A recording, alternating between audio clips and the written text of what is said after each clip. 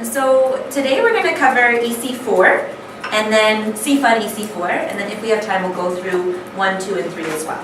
So EC4 is a new 3.0 track for Cfun, but we actually did use our 2.0 material for the material that's going to be shown today. So if people have taught 2.0, like Mega and Giga, it'll be very familiar. If you haven't, we'll go through it today.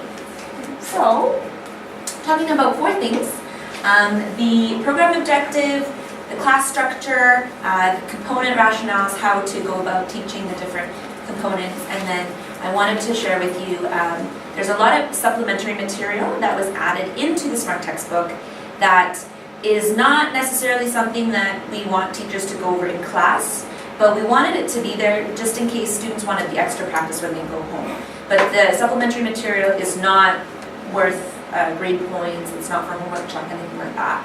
It's just those extra overachievers that want to practice more, they can do that, and then they can show their own answers so they can check at home.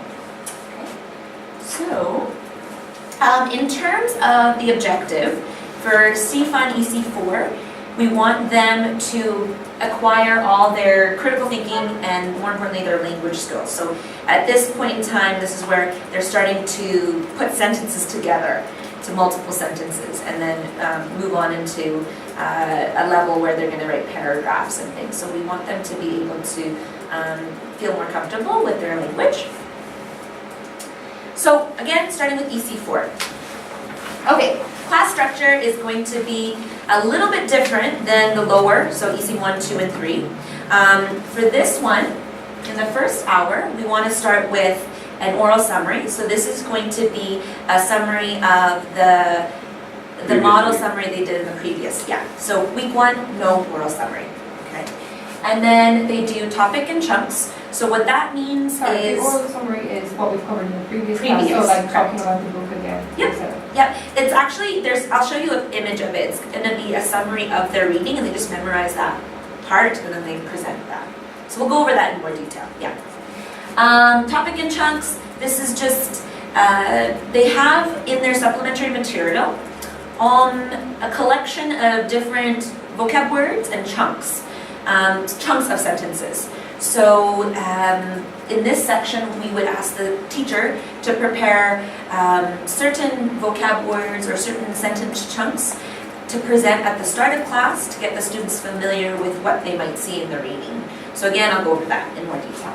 Then we do some reading and speaking.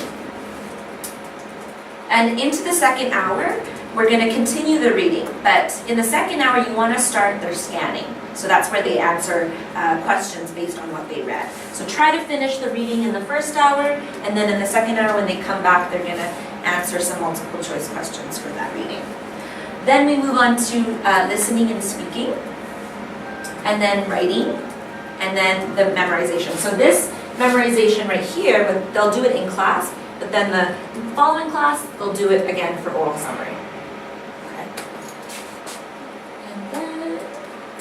Last hour, they're going to do a project.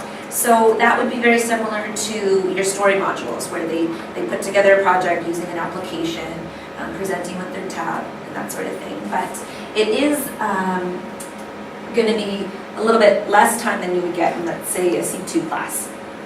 So you want to prepare for that as well. So it's not going to be a very long presentation, but again, we're just trying to get the students comfortable presenting and using those language skills. So for oral summary, this again is starting from lesson 2 and then onward. So not lesson 1 because there was a previous lesson. This is where they take their model summary from the previous lesson, and there'll be a page in the tab that looks like this. And they've just memorized it in that previous class and then as well as for homework, so they're just reciting what they've memorized. So here you can select a handful of students to do it if you have a large class. If you have a smaller class, you might want each student to present. I would start with only assigning one section of the model summary to the student rather than all 4 parts, and then build up. So as you get closer to week 13, add more parts to their homework, to the memorization, because their skill will want to build on it. If we do all 4 at once, it's just too much. So maybe week 3, I would add 2 parts for their memorization. maybe by week 6, 3 parts, and so So on. the first week they only learn part 1. Right. Or maybe if you wanted, let's say you have a class of 4 students. I'd assign one student 1, the other student 2, the other student 3, the other student 4. Yeah. So that can work nicely. And again, this is not for homework grades. We're basically just wanting them to practice these model summaries so that they're comfortable saying sentences and presenting those sentences. So with them memorizing these sentences, we hope that they could feel more comfortable later on. They'll remember, oh, I was used to saying that because they memorized that sentence over and over. They'll feel more comfortable saying that naturally at another time. Okay. After that, we want to start with the class with the topic and chunks. So what I'm going to do is show you on the TV what it really looks like. So when you download your books, it's going to be Cfun EC4. So you can open that up, and then you'll notice that the books are numbered book 1 dash and then a number. So there's going to be in EC4 3 sets. So it'll be book 1, book 2, and book 3. And then the dash is just the lesson that you're doing. So it's the first lesson of book 1, second lesson of book 1, third lesson of book 1. So 2 lessons per week, like? 2 lessons per week, correct. So book 1-1 and 1-2, that's first week. Book 1-3, 1-4, second week. So I'm just going to open up the second lesson. Okay. And here we have what we see in PowerPoint.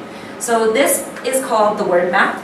And before you even approach this, like I said, I wanted you guys to use the topic in chunks, which is a supplementary material, and it can be found at the back of the Smart textbook.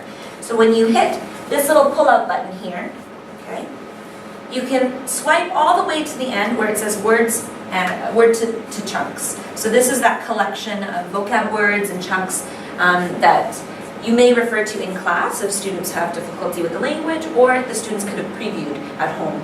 So in the 2.0 days, before 3.0 had started, this was the students' homework. And then they had to complete all of these pages, which are basically just the word, and they would just have to write the word out. But for 3.0, we're not checking this as homework chunk. It's not homework chunk. It's just there as a resource. So, for instance, if you found that maybe the word detailed really applied to the lesson of that day, then we would put that, maybe make a media card, and set that into the vocab and speaking page in a media card. Maybe start with that, and then get the students to maybe say a sentence with that vocab word. There's also, you can even do the full chunk, a wooden chest. So maybe you would put a picture of a wooden chest, and somehow that would relate to your lesson. So these are not the matching lessons, I think. I picked a different lesson for my image. But maybe the lesson is about a treasure island, and then it's a wooden chest, so you can use that image to then lead into treasure, that sort of thing. So use this part when you're prepping to select the different vocab words that you might want to use for the topic and chunks preview at the front of the book, right here. So like I said, oh, here we go, wooden chest. So that was one of the actual vocab words found in the topic and chunks page. Okay, so after you've done a couple minutes using some media cards from the topic and chunks, we can then connect it to the image that's here. Can I ask a question? So we give the kids vocab tests every day of these chunk words that they're going to have to do them. Oh. So when the class begins, we go through all the vocab words that they're going to learn for homework. Okay. So either they've already learned them or we're going through them. Okay. So what we've been doing previously with EC 1, 2, and 3, when the images come, we talk about that and then relate whatever words from the chunk words to that.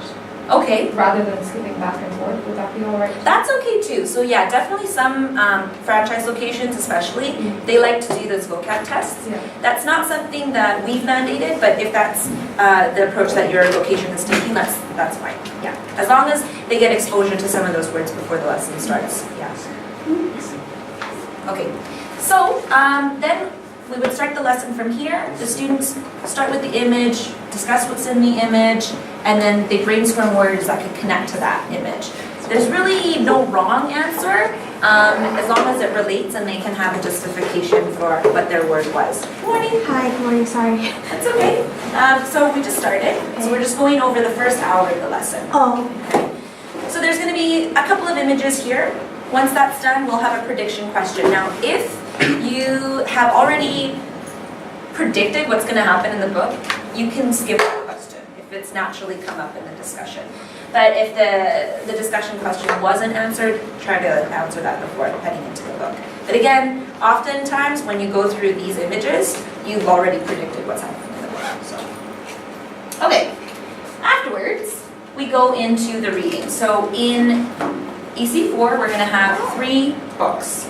That would be Blackbeard's Island, Annalise's Time Machine, and The Red Room. And each of these books are a collection of short stories. So it'll have, for example, Blackbeard's Island will have Blackbeard's Island along with other short stories in that little book. Okay. So here, within the first hour, you're going to spend most of that hour reading with them. And since it is a lower level, unlike V1, where you're not doing an in-class guided reading, here you are, because they are lower level. So when you would execute this part, I would say everyone's got their storybooks open. You could even ask the students to number their pages, or number their lines, sorry, so that every student knows exactly what line and where we're reading. And then I would ask one student, R8, to read maybe 1 or 2 sentences. After that student has read that sentence, I'd ask other students comprehension questions. So what happened to this character? Why did that happen? Where did they go? How did they feel? And then another student would read. So a couple of things when doing this to make it a little bit more fun. You could do like a little popcorn toss game where maybe one student, like Eugene, starts reading the first sentence and then she can toss that popcorn to someone else, toss the reading to the next person. So she could choose who would read next and then going on like that. So sometimes kids like that. So you want to spend, I would say, usually this would take up the rest of that hour, so maybe about 20 to 30 minutes. Just kind of going through the reading, going through the different plot points, so the characters and what's going on, the development of the story. And then by the 3rd page of the book, I would get the students to do it themselves. So that would encompass the 20 to 30 minutes. So first 2 pages together, 3rd page and onward, they read by themselves. Yeah? I know that they have online homework, production chunks homework, and the vocabulary, collocation vocabulary homework. Yeah. Those words are coming from the chunk book? Correct. So the words in the chunk book are the same words that are in their homework? Not all of them, but select ones from the chunks, words to chunks, will be in their iLearning. So yeah, they can use the words to chunks, and that'll help them for their iLearning. Okay, so after the independent reading, get the students to discuss what they've read. So don't just leave them there. So as soon as they're done reading, that's where you do your discussion and then follow up on what they've absorbed from their reading. Do we have any questions on the reading part? it's all guided. It's like half guided, half independent, right? Yeah, I would say maybe a 1/3 guided and then 2/3 independent. But maybe for your first couple weeks, do half and half. Okay. And then kind of work that way. I remember when I did 2.0, we would do the first 3 weeks completely guided. Oh, okay. And then go to first, second page guided, and then 3rd page. And then eventually they would do Everything independent. independent. That's definitely a good method too. So I think depending on, I guess, your ability of your students. So if your students are brand new to Chungdahm and they're taking EC3 or EC4 for the first time, that could be definitely a good method. Starting just the full thing guided and then following each little by little they go independent. But if they've done EC2 and 3, maybe they're already familiar with the format. So at that point you could do this method. But yeah, Pages will they have to read? it's usually about 5 to 7 pages. Sorry, Lori. Yes. 5 to 7 pages on their own? No, in total. Oh, in total, so Yeah. you would read like, 2 of those pages and then they together. would read 3 on Three. their own in class? Yeah. Oh. But it's kind of a misnomer because it's 5 to 7 pages, but the book is really small and the Oh. letters are really big. Oh, so right, it's really like Yeah. maybe 2 pages at most. Oh. Right? And there's images that take up sometimes Yeah. full pages. Actually, would you be able to show us, like, really quickly what a page looks like, a reading page? Oh, it's actually a storybook, so I don't have it in a digital version. Ah. Yeah. They're probably quite similar to the EC1, 2, Yeah. 3. In the next hour, we're going to do the comprehension. So this is called scanning. Unlike 2.0, we used to actually score their comprehension and then input that grade. 3.0, that's not the objective that we're trying to reach anymore. So they'll, yeah. We can still score them if we want, just we can't input them into ERP. Right. Right, yeah. So they'll have their questions like C1, where they'll have reading comprehension scanning, right? And then they go through and they can open up their storybook, compare it to this, and then answer in here. So again, first couple days do it guided, and then as the weeks move on, let the students do more and more of it independent. The method is supposed to be day 1 guided, day 2 independent. But if you notice maybe the first week do guided and then half guided independent, that's okay too. So just to get them to understand what the question is asking them, to break down the question first, and then help the students find it in their reading. How are the answers popping up? Like, do they pop up as words? Because before I used to make them just write a line number. Oh, these, since it's digital, Yeah. when you do the show answer, it will work. So for example, You used to just do the line number? I did. I used to make them write sentences and the line number. Oh, because my students, because we have a time like cut. Constraint? Yeah. Time constraint, and they write really slow. So yeah, so we just made it like a line number. so here, it'll just have the show answer like this. Oh, okay. So this is where I'm saying we're not gonna be so particular about their scores. If your location wishes to track that, that's up to your location, but the point is to teach them the skill of how to answer the question. Could you go to number 2 for me? Yeah. The sentence will be there, right? Yeah, and then when you actually open it, it'll Show the whole answer. show the whole part. Sorry, I keep clicking it twice. There we go. So it'll show the whole part. But before doing that, I would actually, select a student. Where do you think in the book we could find this answer? Everybody goes to that page. Then And open it up. everybody reads Right. So you're more trying to get them to. You're trying to prepare them with the skill rather than test them on their ability. So do the children actually have to type this? Yes, or they could handwrite it. They don't have to write the full thing because they already have their storybook open. So if you much more prefer to just have them have a highlighter and then just keep it in their storybook, that's fine. So in 2.0 often, when we had the storybook, I would actually get them to, in their storybook, write down the question number of where the answer was and then just mark the answer in their workbook. So that's okay too, because they'll have both books. Christina brought up a good point. When they're multiple choice questions, they could just write the line number from the page To justify. to justify it. Yeah. But on question number 2, That's really long. question number 2 is a fill in the blank. That I would have them write the sentence. Because it's not very long.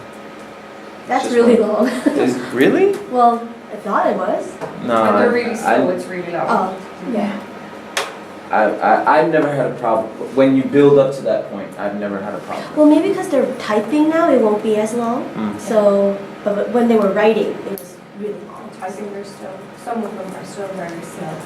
But- Like mine are really slow. For example, you see number 4 is a true or false, number 5 is a true or false, number 3 is... They're fast with them. That I would just be like, oh wait, what line is it? And they have to write in the line with their S pen or something like that. Yeah, great tip. Yeah. And then even though it has the full sentence here, like that's because we want to provide them with the actual appropriate sentence. But a lot of times I would get my students to just annotate it, so they don't have to write a full sentence. They can just abbreviate what their answer was. So instead of he snatched a necklace right off her neck, you could just have necklace off neck.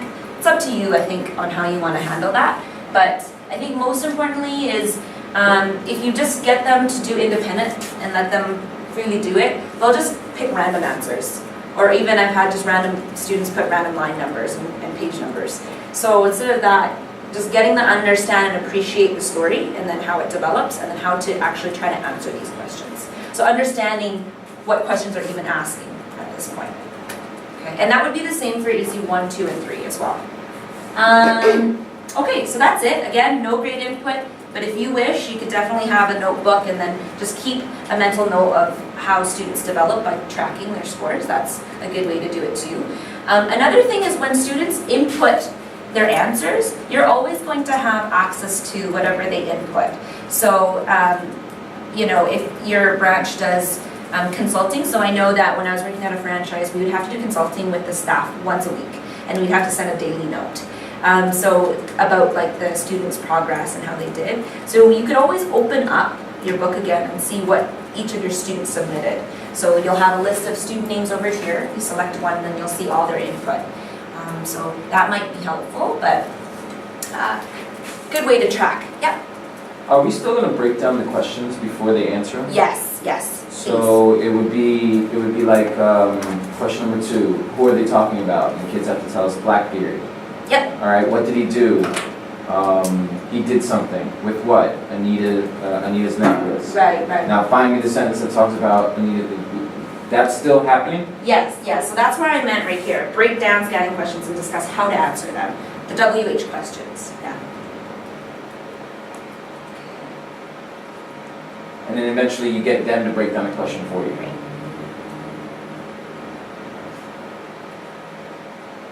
How long are we supposed to spend on this? This, I would say about, if you gave them independent, try to aim for about 10 minutes. Is that realistic? That's our ideal. So try to aim for 10, but if it goes longer, you want them to understand it. So if you're noticing that, okay, I'm definitely not going to be able to complete all these questions within the next 10 minutes, maybe just target certain questions. But because when you're doing the reading, you're still discussing the plot points and things already. Another way I've done it is in the first couple weeks when I teach EC4, I would read parts of the story, and I know that, okay, on page 2 it's going to answer question 1 and 2. I would, after page 2 doing the guided, I would just go here and then say, all right guys, let's try to answer these questions since we've read those 2 pages. Then I would let the students do independent reading and then let them tackle questions 3 and then onward. So that's another way to do it as well. Okay, any more questions before I move on? Now we go into listening and speaking. So for this part, the audio track is actually built into the tablet, so we don't have to play the CD on the CD player, which is nice. And then same methodology as 2.0 here. So what we would do is get the students to play the audio. So you just play that button right here, so like this. Play that through and get the students to fill in the blanks. After they do that, elicit answers from the students and then discuss this part of that story again, because they've already had that part of the story. And the speaking portion we've made here optional. If you have a class where your students are able to do this a lot quicker, then get them to do a paraphrase or oral summary of whatever the listening part was. So this is where it says speaking. They would just summarize what they had in the listening. But again, if you run out of time, this is an optional part. Or maybe you want to introduce that later on in the term. Okay. Can you just scroll down to the Sure. It's like this. There are 3 of the same. Can you play the audio track one? Sure.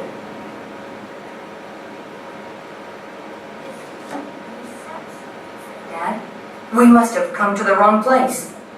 Right, one police officer said. He was very annoyed. Listen, why don't you go back to your cottage, okay? This may be a small island, but we don't have time for pranks. So when you do this, I would do the track, play the track and pause method in the beginning. Especially in the first week, maybe even in the second week. I would play up until this sentence, that first sentence. So this doesn't blank said dad, stop, pause, and then ask the students, okay, a question about that.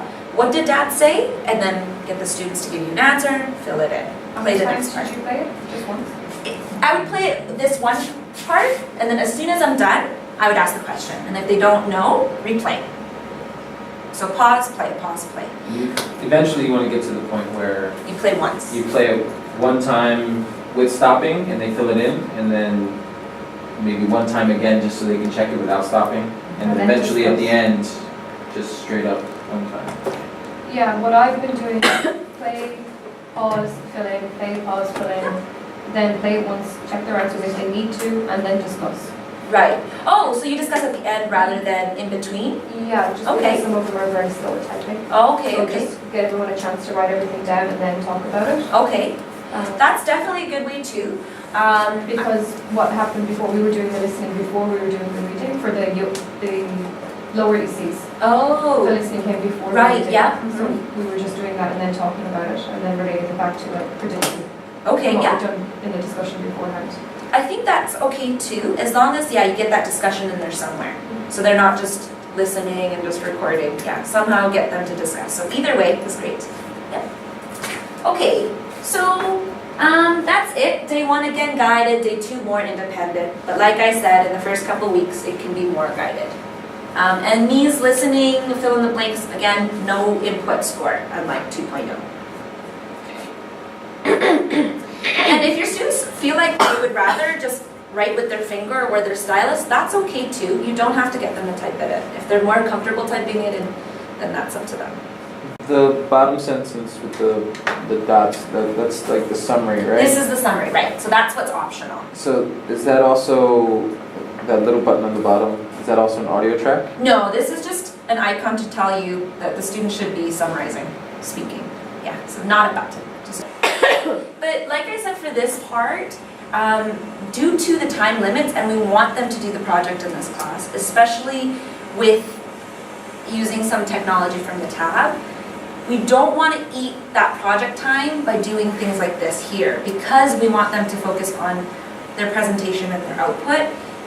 If you run out of time here, don't worry about doing that oral summary. It's just, again, there as an optional resource, okay? Okay, and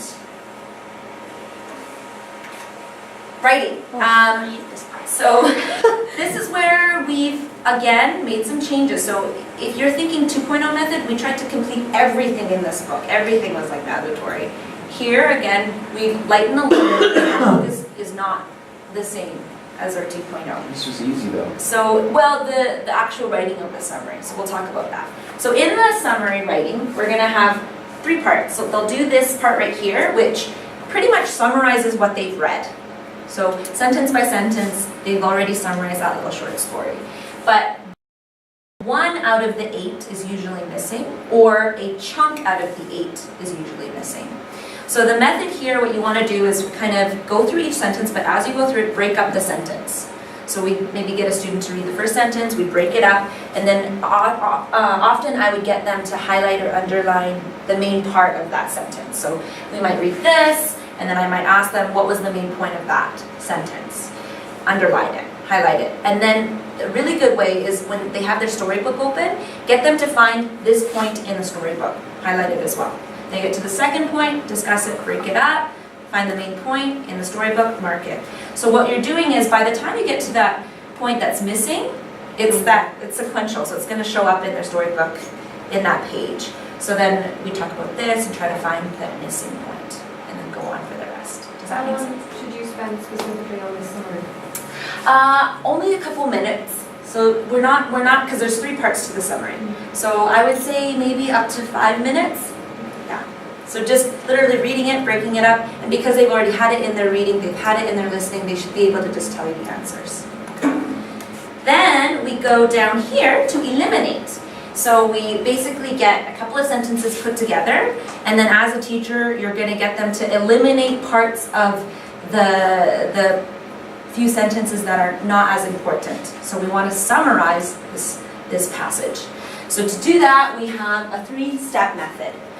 Eliminate, so break down the sentence and eliminate the parts that are not necessary. Okay, and then connect, find the connections between the sentences, and then to paraphrase it. So that would be our 3-step there. Then transition. So by EC4, they're learning transitions. You're going to maybe want to do a quick little lesson on what so is. So cause and effect, or process, or listing, that sort of thing, and then talk about the purpose of those transitions. Read the sentence and figure out which ones fit best here. So in their presentation as well, you want them to start using transition words. Yep. Are they still highlighting transition words as they're reading when they're doing the guided reading? If you would like to, that's definitely a good way to do it as well. So what John's talking about is when they're doing their storybook, the old method was as they read the couple of sentences, as soon as they hit like a but, everyone would circle the but, and then we talk about why is there a but transition there, there's an important point somewhere there, or then. Now we're finding a process in the story. So that is definitely a good way to teach the transitions before we get to this step as well. And then, paraphrase. So that's over here on the next page. So here they'll give you a word, and you're basically taking this word and figuring out where that new word would substitute one of these orange words. So we're just teaching them to change words in a sentence. Yeah. Because I'm like referring back to the 2.0 method. Yeah. Because I did this. Yeah. So, but I just felt like it was just too repetitive for the kids. So it lost their attention span. I see. So what I did is that, do you mind going to the last Sure. slide? Where the whole summary is? This one. I actually just used that. Oh, to do the paraphrase? Yeah, to do everything. Okay. Like, so like, you know how like there's like a part of elimination? Because it's already in that summary list. So I just use like, I would actually have a projector on the board and then have the summary part up and then like have them like eliminate, just follow, I guide them and they follow along. Using these by sentences. using ECP. That's a really good suggestion. Make sure though your management is okay with that. The reason I say that is sometimes parents will call in and ask, why is this page missing? Why is it not filled in? So as long as your management knows that's what you're doing and you get that approved, I would say that's fine as well. Yeah. As long as you're teaching those skills, I think it's fine. But make sure your management's okay with it so they know what to tell the parents when they call if they have a complaint or anything like that. Mm-hmm. Okay, and now, summary here.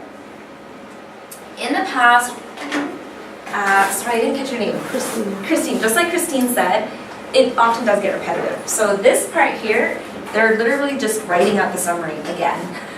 But they've already pretty much summarized it with the paraphrase, the eliminate, and all that. So here, I remember in 2.0, I would just assign this as homework. But again, we're not doing homework check anymore, and since they've already learned the skill, I would say this is optional. If I had a class of EC4 students who were, top-notch and they could get through everything fast and I want to really focus on their writing, then I would make them do this. But if they're new and they just come from EC3, this would be very difficult and time-consuming. And to be quite honest, I would say if your branch really wants to do this, then do it, but I would focus on other parts rather than this part. How much time would you give to do this? Oh my gosh. If you did do it. If I wanted to do it properly, minimum 10 minutes. I did that. That's why I put it as a list, because then they have like everything here and then they know what to do. Yeah. After. What I used to do is I used to take the summary in the previous page Yeah. and I used to tell them to take out the numbers and then write it in paragraph form with indentations so that they would know how to write an actual paragraph. So you would take this, you mean, and Yeah, I get would them to just write take it out? that and they would write that out in paragraph form without the numbers, like indent With here. transitions between here? Yeah, Okay. with transitions. It's exactly. Do you girls get that? Kind of. So what they're saying is, for the summary, this part here, they just ask the students to take these summary writing points and rewrite them here, But as but a in their own paragraph. words, in a paragraph.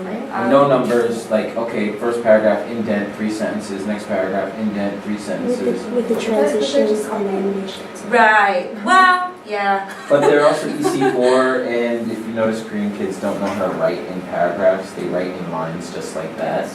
So if you get them started there, that was my rationale for that. I mean, as you can see, there's so many different ways of teaching this, and I think you'll figure out the best way for your class. Yeah. Yeah. So I would start with trying out a couple different methods and seeing, the groove of your class. You could have one class that's really awesome doing this, another class that's not so awesome, and then maybe you want to focus here. Just kind of, as long as your management is aware of what you are doing, and then so when they watch your CCTV, they're not like, oh, you're not following methodology perfectly. You know, just explain to them why and your rationale, and I'm sure that'll be okay. But be careful not to stray too much away from the book. Okay. All right. Next part. Memorization. So on the next page, this is pretty much the summary. So that's why we made that previous writing the summary optional. They're gonna get the summary anyhow, and they're gonna have to memorize it. So like I said in the beginning of the workshop, in the first couple weeks, I would maybe assign a student only one of these squares. You could choose to maybe only do the first square for the entire class, or you could choose maybe, okay, Eugene and Scott, you do number 1, you know, Aisling and Christine, number 4, John, you got to do 2 and 3, whatever it is, depending on the skill level of the students. So, and then get the students to just memorize it, give them a couple of minutes to memorize it, and then just get them to present without looking at this page. If that's too hard, maybe ask them to do part of the square. So you're just trying to build up. That way they can get used to speaking in full sentences, because that's something that by EC4 is still difficult, speaking in full sentences. Difficult question. How do you motivate them to memorize? I'm having trouble even memorizing sentences. It's on there. The break down the sentences into who, what, where, why, when. Like, that was my favorite thing about 2.0. So you would take like square 1 and you'd be like, what's your name, Christine? Ashley? Ashley. Aisling. Aisling. Who? Yeah. No, well, let's just run through the who. No, I can't read from here, sorry. Oh, I'm sorry. So Christine. I can't read either. Jesus Christ. All right, Lori, who? Actors? Be more specific, 2 words. Who? Which square? First square. Blackbeard. No. You said actors, but Oh. I need 2 words. What is it? Yeah. Who? Oh, the actors. Did what? 2 more told words. stories. No. Took turns. Oh. I would break it down like that. So it would be who? The actors. Did what? Took turns. Doing what? Telling stories. About who? About pirates. And then I would ask the students the same questions over and over again, and eventually they would memorize the whole And sentence. this is supposed to take 10 minutes? No. Well, if you do one, it could take 10 minutes. But the point is you teach them that, and then they can start memorizing it themselves by breaking the sentences. So- My problem is with the EC3 class, Yeah. EC3 classes, like they have 4 sentences, like, Yeah. and I always choose the 4 shortest sentences as well.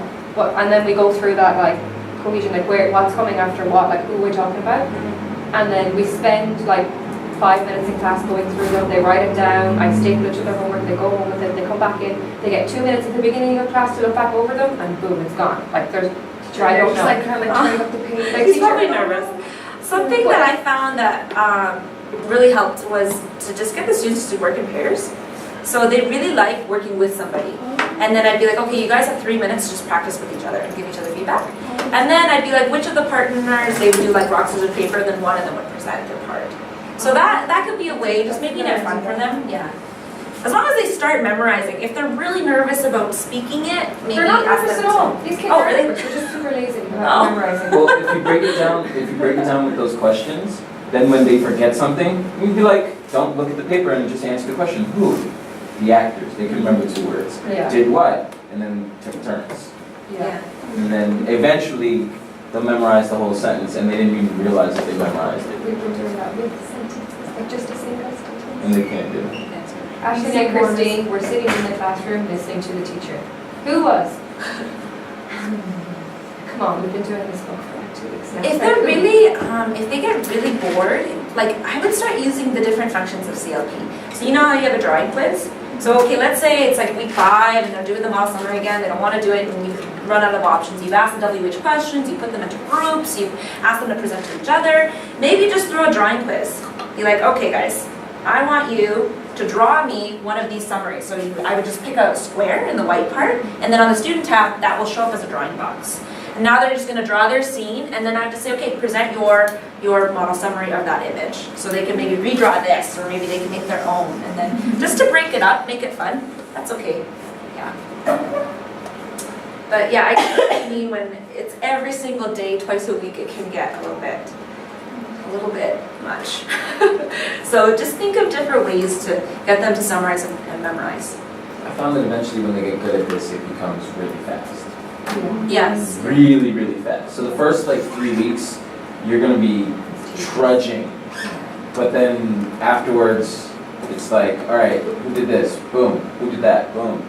Because they just do it so much. It's just I know becomes that second other nature. teachers, I'm not sure at your branch, but they, to motivate students, and this could apply to any class, is they would do a sheet, like a poster paper of everyone's names, and they would put little stickers on each of the names, and then they would get, every time someone would get awarded a badge, so it's like the model summary winner badge, and then they would get that on their tab, but it would also show up on that poster, so they would, maybe the teacher might buy them a pack of gum or something at the end, or maybe not buy them anything, and just have that. Whoever had the most stickers would get a Right, prize. yeah, so that's a good way too. But I know some locations are really against giving prizes in food, so work that out with your location. But yeah, even just having the stickers there, they like seeing all the stickers like build up. Like, oh, I'm the highest with the stickers.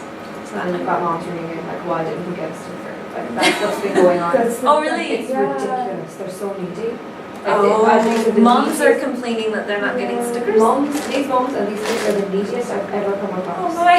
It's ridiculous. If they're being compared, If they're they're compared, so they have to be really careful with stuff like that. Right. Okay. That makes sense. Like, well done, Laura, you did really well today. Laura, you're top of the class today. You're the queen. Look, you've got a badge. And then someone else is ringing in, why did Oh Christine get a wow. badge? Really? Because you tried, it's not trying. That might not fly with the parent. Okay. I think that has to do more with Ukraine staff and how they do their phone counseling.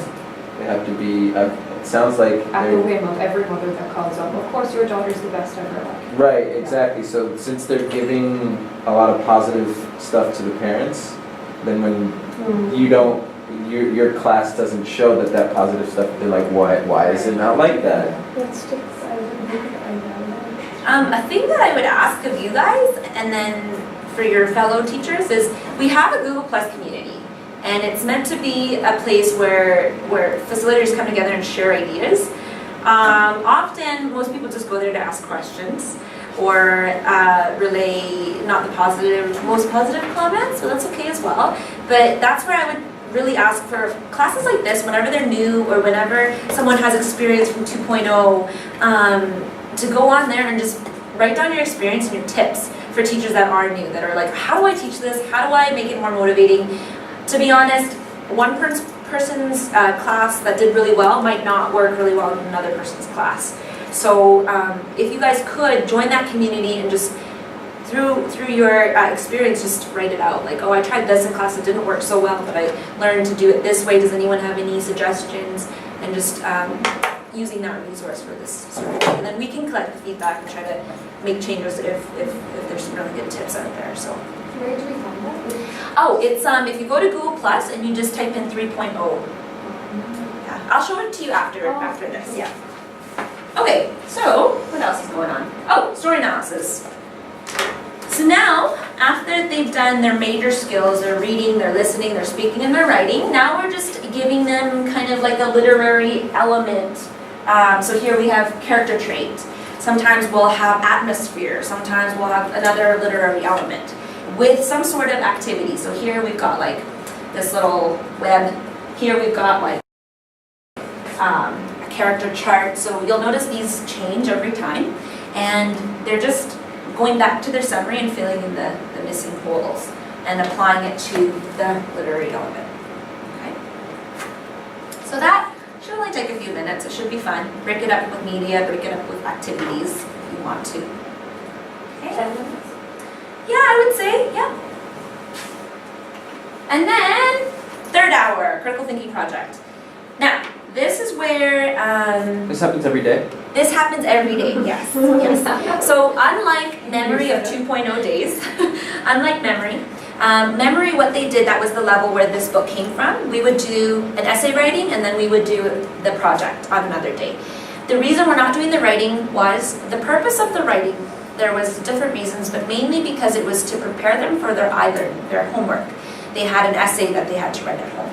So the writing day was meant to prepare them to do that because there's not a lot of prep for writing during the class. Being EC4, they don't do that sort of comprehensive essay for e-learning, so it's unnecessary. And those writing activities were meant for a higher level.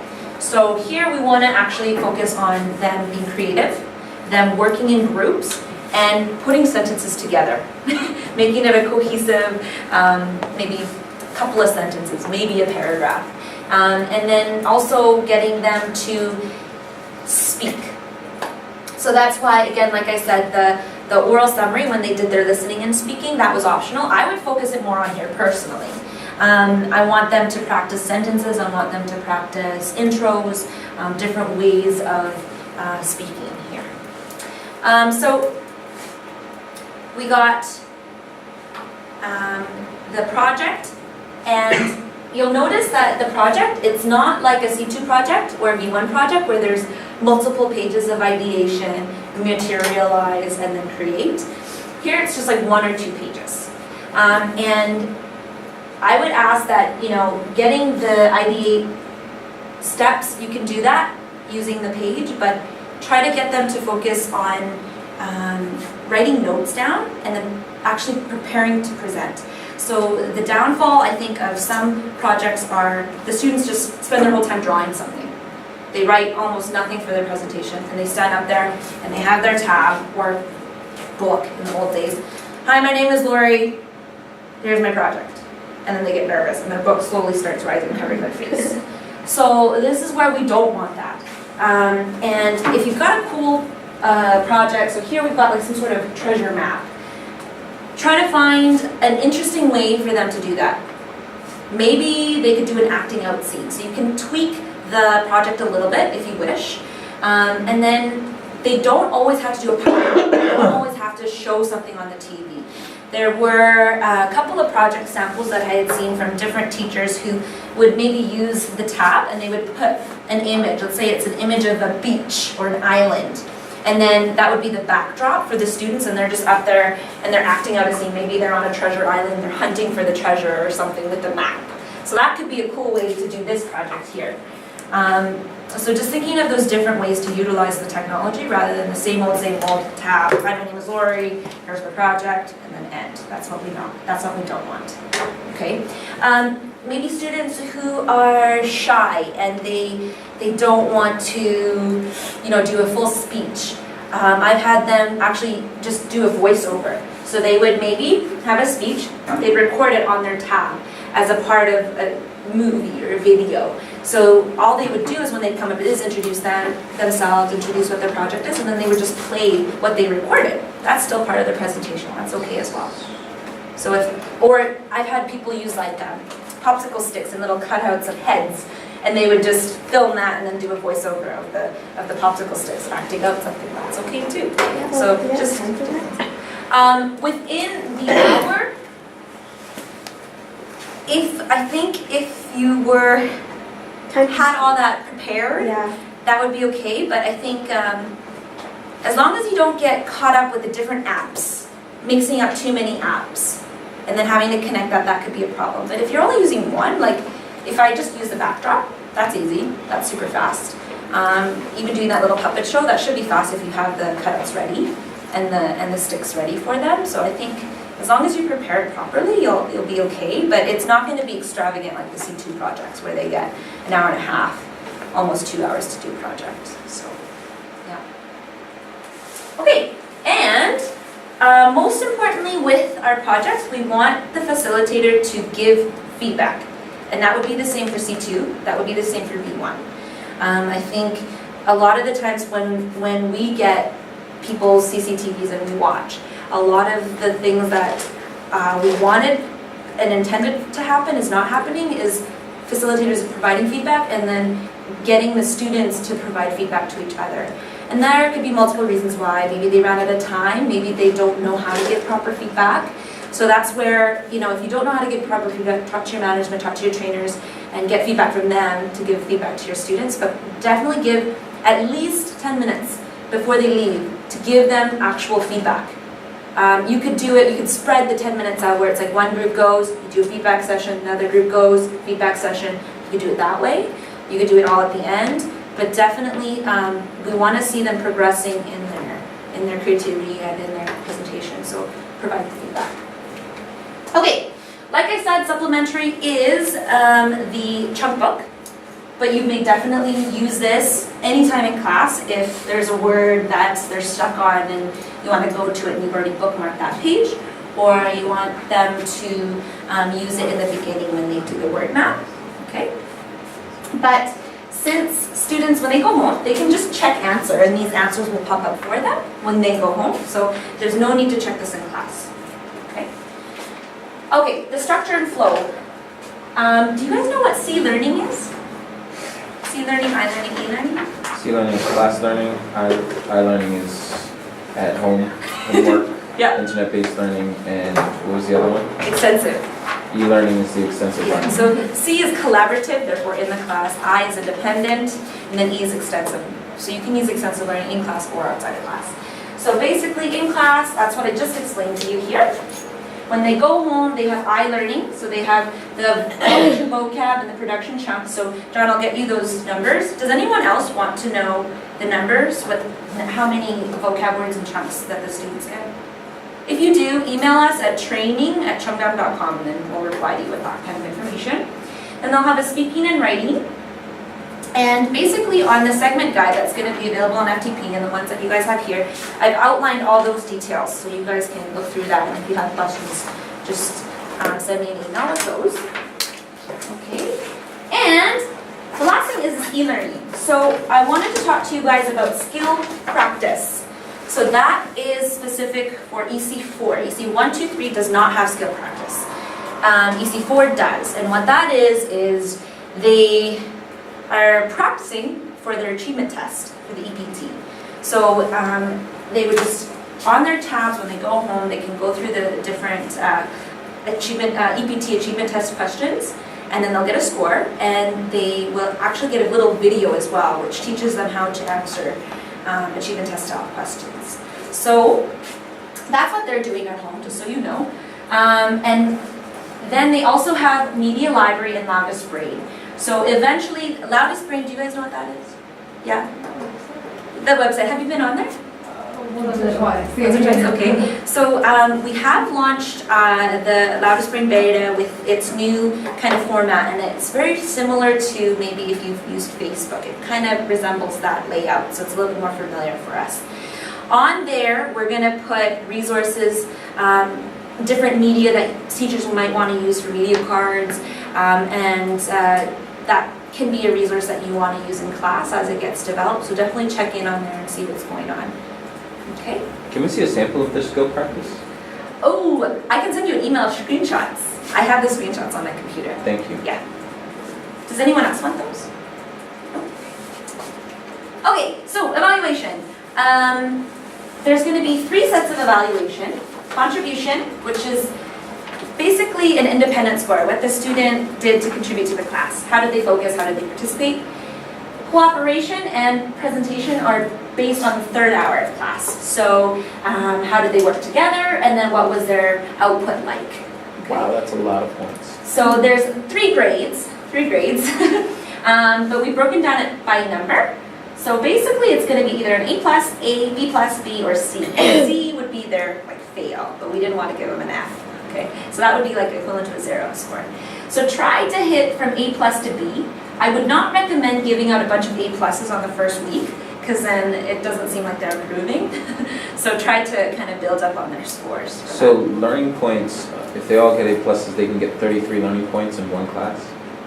Oh, these grades are not equivalent to the learning point number. The learning point number is done differently. So I think, yeah, it's totaled differently. There's a ratio they would use for that. How's the hour Is that just for EC4? I'm sorry. Oh, sorry. Is that just for EC4 or I believe for... it's for all, because EC4 and then EC3, if we compare, the EC3 and 2 and 1, No, I only meant do these on day 2s. So I mean it would compared to be- the regular 3.0 classes. Yeah, I believe they're all that way. Yeah. The class breakdown, sorry. Hour breakdown. Yes. Contribution. Oh, you want to go back up to the, No, I just want to know how, you said something about like first hour, second hour, third hour, grade basing or how? oh, so contribution would be maybe all 3 hours. It's how they contribute to the class, how they discuss, how they pay attention.